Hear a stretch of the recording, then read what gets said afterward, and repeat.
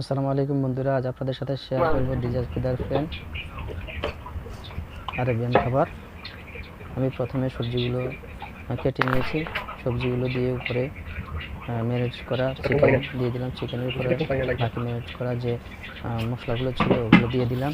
দিয়ে এবার কভার করে নেব অ্যালুমিনিয়াম ফয়েল দিয়ে। কভার করে এটা আমি 30 মিনিট জন্য রান্না করলাম। 30 মিনিট পরে দেখুন মাংসগুলো সিদ্ধ হয়ে আসছে। এবার আমি এটা ওভেনে দিয়ে দিলাম। ওভেনে দিয়ে আরও 30 মিনিট রান্না করব।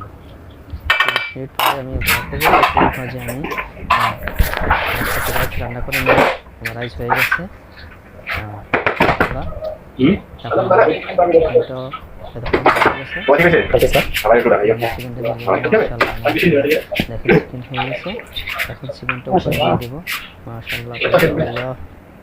চিকেনটা দিয়ে দিলাম।